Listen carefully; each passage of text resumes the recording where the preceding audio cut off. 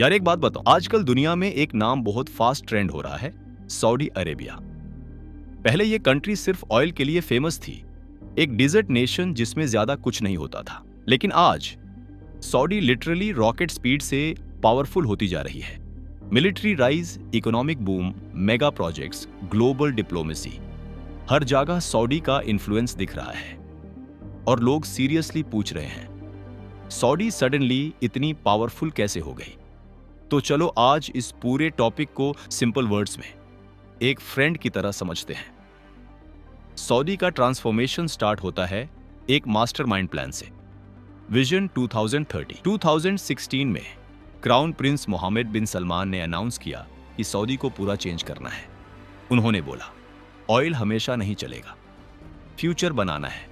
इस प्लान में 3 main goals थे: सऊदी की इकोनॉमी को डाइवर्सिफाई करना, कंट्री को मॉडर्न बनाना और वर्ल्ड पावर बनाना। इसका इंपैक्ट आज क्लियरली देखने को मिल रहा है। सऊदी ने इंफ्रास्ट्रक्चर, टूरिज्म, टेक्नोलॉजी और एंटरटेनमेंट में बिल्कुल नेक्स्ट लेवल इन्वेस्टमेंट किया। सबसे बड़ा हाईलाइट है एनियो।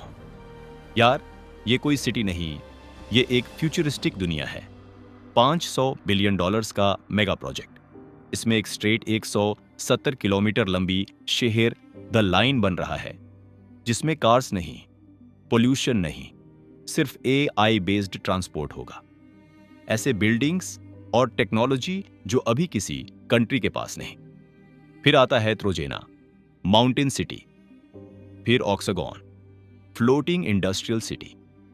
सऊदी लिटरली अपना फ्यूचर वर्जन बना रहा है। इसके अलावा इन्होंने एंटरटेनमेंट इंडस्ट्री को भी ओपन किया।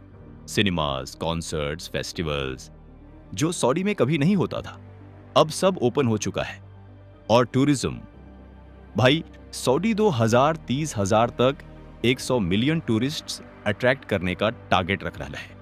अलुला, Red Sea Project, luxury islands, all world class tourist attractions बन रहे हैं। तो विजन 2030 के सीधा मतलब है, सऊदी अपना फ्यूचर ऑयल के बिना डिजाइन कर रहा है।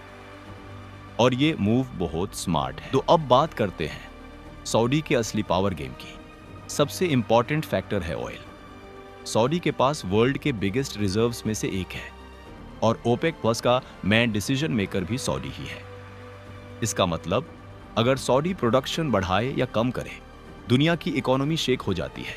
पेट्रोल प्राइसेस बढ़ते ही पैनिक होता है और घटते ही रिलीफ मिलता है।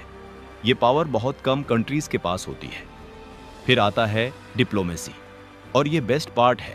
सऊदी एक ऐसा यूनिक कंट्री है जो US से भी क्लोज फ्रेंडशिप रखता है और चाइना से भी स्ट्रॉन्ग टाइज बनाए हुए है।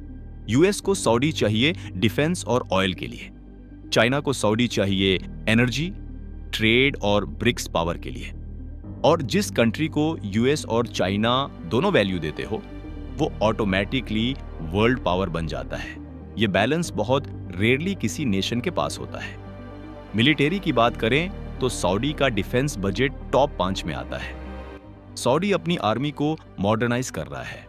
Fighter jets, drones, missiles, navy expansion, cyber defence, सब वर्ल्ड क्लास लेवल पर। मिडिल ईस्ट में सऊदी की मिलिट्री प्रेजेंस अब नेक्स्ट लेवल हो चुकी है। एक और फैसिनेटिंग फैक्टर है सऊदी की सॉफ्ट पावर। स्पोर्ट्स वर्ल्ड में सऊदी ने एक पूरा टेक ओवर शुरू किया। रोनाल्डो को लाना, वर्ल्ड क्लास प्लेयर्स को हायर करना, F1 races, UFC investments, golf league buyout, ये सब इनडायरेक्टली सऊदी को ग्लोबल अटेंशन और रिस्पेक्ट दे रहा है। ये सिर्फ स्पोर्ट्स नहीं, ये ब्रांडिंग है। ये वर्ल्ड को मैसेज देना है, सऊदी अब न्यू एज ग्लोबल प्लेयर बन गया है।